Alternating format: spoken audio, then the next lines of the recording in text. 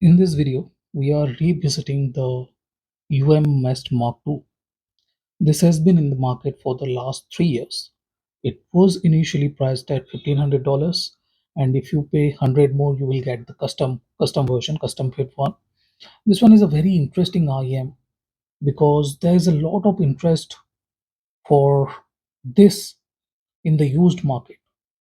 There are a lot of people they are looking for the Mest Mark II because the price had has reduced from 1500 to in the 800 $700 price range. So that is an excellent price for an IEM that used to dominate the market. But does it really hold that amount of substance?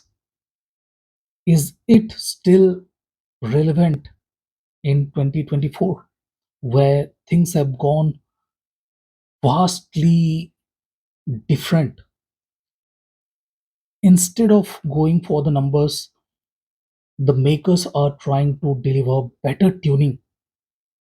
They are not trying to put in a lot of drivers because drivers, many drivers doesn't mean better sound quality. And some brands, mostly American brands and European brands, are not trying to put in a lot of drivers in their 1500 $1,000 IEMs, but they are putting better tuning, better crossovers, better coherency with the drivers within their IEM, and that's how things are going as of now.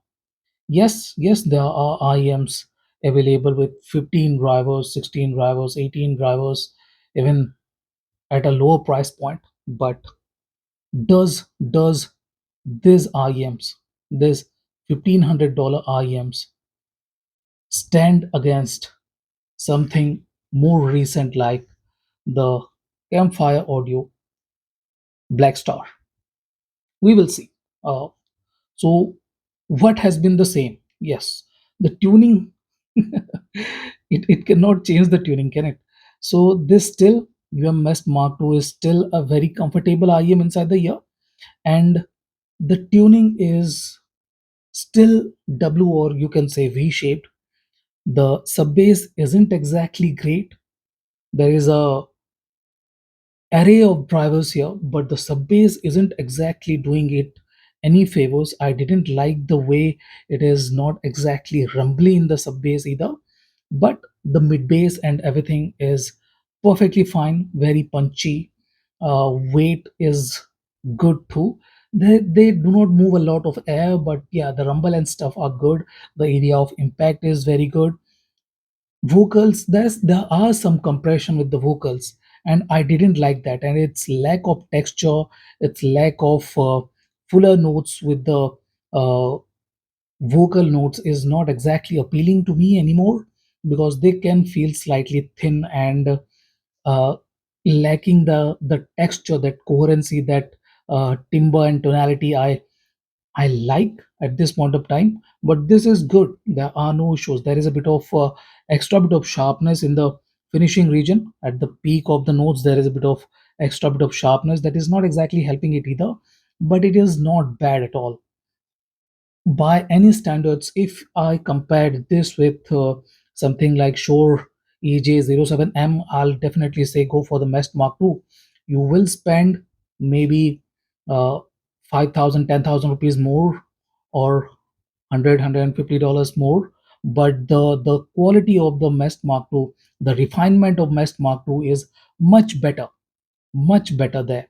So yeah, the mid range, there is a bit of compression. As I was saying, the region just up the vocals, there is a lot of compression. The notes are not tall there, so that lack of height with the notes is fairly bad.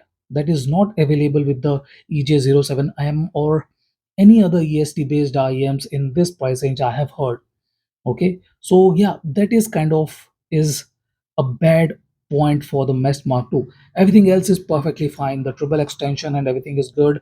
The lower treble, mid treble are fantastic. There is very good amount of energy and The technicality, tonality, and timbre are very good.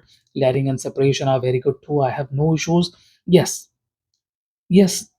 If you are a person who likes a bit of musicality, this tonality can feel slightly metallic, slightly, marginally. There is a hint of a ring where it doesn't feel very organic. So yeah, that is the only issue with the Mest Mark II. The stage is good. I will refrain from saying the stage is fantastic because we have to talk about the BlackStar uses the setup drivers like a champion. It doesn't hold back with the bass, and if we look at the sizes too, it is smaller. Lesser number of drivers, no questions about that. It doesn't have a lot of drivers. One ADLC and three BA drivers are perfectly fine for a very well balanced tuning. Unlike the Mest Mark II, this is not V shaped or W shaped.